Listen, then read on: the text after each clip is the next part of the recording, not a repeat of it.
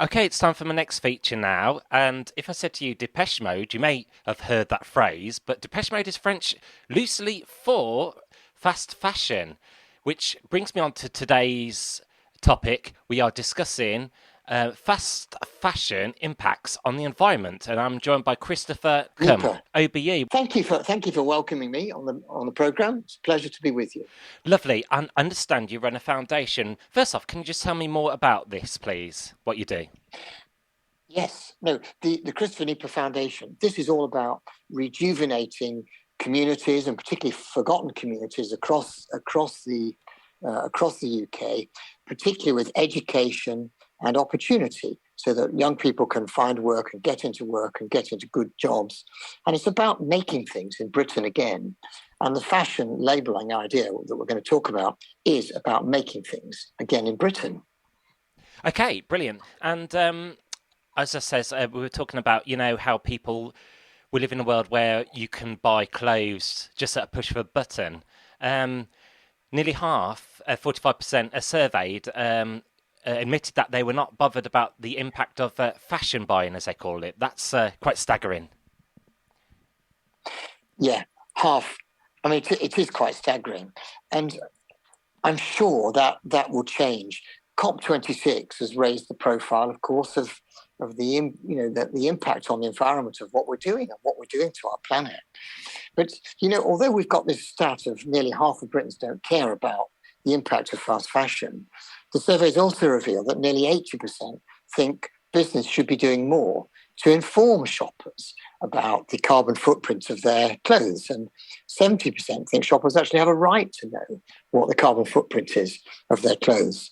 So it is very topical, this, and it's high time we did something about it now. Okay, and what can businesses and shops do to raise more awareness? Well, we our proposal is that we introduce a label, an at a glance label, let's call it a carbon checker label, and it would be a bit like a traffic light system, like we have on food and like we have on fridges, where it moves from green down to red, and it might move from, say, A or A star down to E. And if you can see at a glance what you're buying, then you can take that into account in your purchase. So, I mean, let's say you're thinking of buying a pair of jeans, for example, and you've got two garments in front of you, and it might be online or it might be in a store or something, and you can see that one is a planet-friendly garment and the other is a planet-damaging garment. You would think about that carefully. And if you're a retailer, you're not going to want to sell planet damaging garments. So you're going to search out more responsible sources. And that will in itself produce a better for the environment supply chains. And most of that would mean bringing things closer to the UK, so more nearshore or onshore, as they call it. Onshore meaning making things actually in the UK. And of course, if you make things in the UK, then you're going to create jobs here as well. That would be a positive. Right, and this fast fashion buy-in, you mentioned is a big contributory factor to the current climate crisis as well. Yes, the BBC reckon that 10% of emissions and pollution globally comes from fashion and textiles. I mean, that's a staggering figure, isn't it? And it's more, in fact, than all of aviation and shipping combined. They think 1.2 billion tons of carbon is emitted into the atmosphere by fashion and textiles. I mean, what a shocking figure that is. And so we've got to do something about it. And it's our responsibility, I think, to do something about it. And it doesn't have to be that way.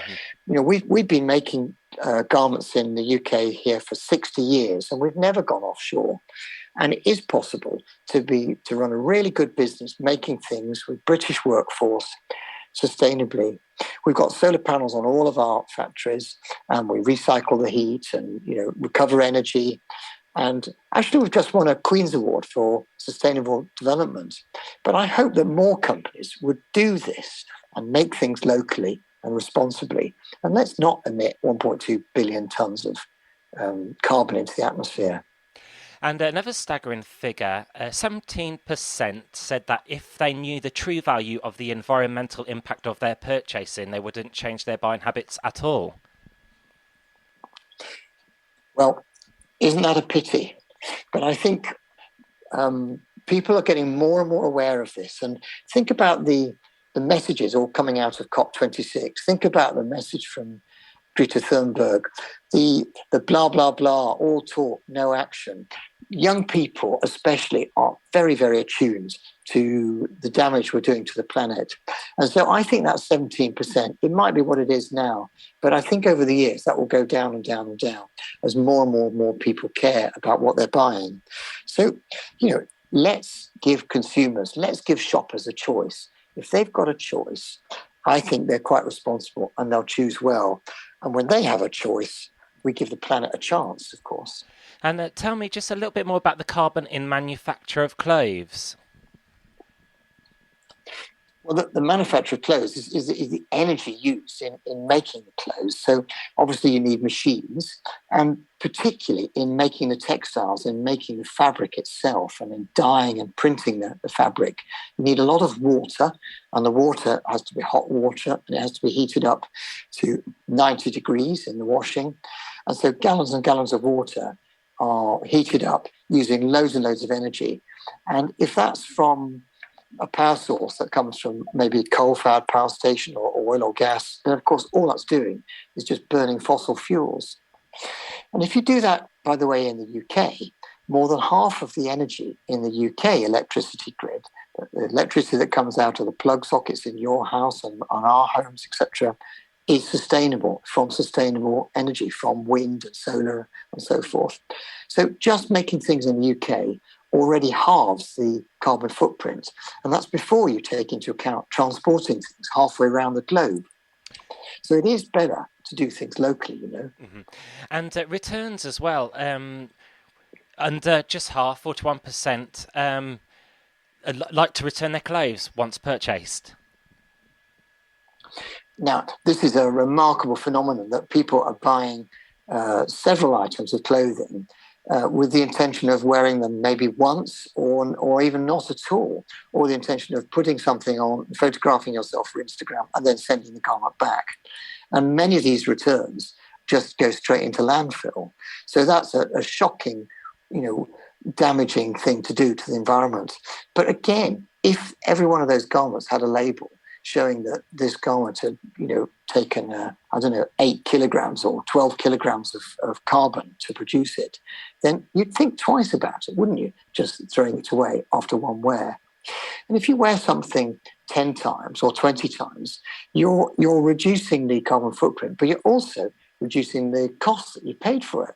If you spend, let's say £100 on a really, really expensive, really nice coat or something, if you wear it 10 times or 20 times or 100 times, the actual cost per wear comes down and down and down. Mm-hmm. If you wear it 100 times, it only costs £1 a wear. So it's better to buy a really good quality garment and wear it over and over and over than a cheap one, which is what you're talking about, and throw half of them away or send them all back. And finally, what is your take on fast fashion retailers? I'm not going to name any in particular, but some people may say they are keeping the high street alive. Well, this is the question of what do we want to do? Coming out of COP26, do we want to make more profit for the fast fashion people, or do we want to save the planet? And it's a choice. And if you want to save the planet, then we should have good responsible sourcing. And I think they can still make a good profit by making things locally. And we are proof that it can be done. We've been doing it for 60 years and we're employing 300 people. So that hasn't happened by accident. The high street can be kept alive, and it's more likely to be kept alive if we do things responsibly and our customers are pleased by what we're doing. So it's time for the fast fashion people to think about what they're doing and change their ways. And if they put some labels on, they give consumers a choice and they can be proud about what they're doing then. Well, this certainly is a wake-up call.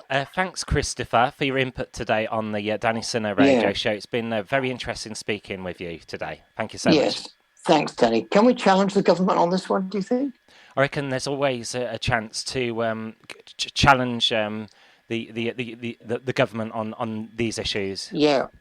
Well, I think we should challenge the government, say by 2025, to introduce legislation that all clothing in the UK would have a label, an at-a-glance carbon checker label. And that gives us a few years to adapt, but it would make a real big impact on jobs and so forth. And it's not unlike the no diesel and petrol cars after 2030. We could do exactly the same with fashion after 2025. And let's get the government to do something to give us a choice. And labels, of course, cost nothing. It costs the taxpayer nothing to do this. There'd be no tax. So why don't they do it and grasp the nettle right now, coming out of COP26? Thanks again, Christopher, for your contribution on today's show. It's a pleasure, Danny. Thanks very much.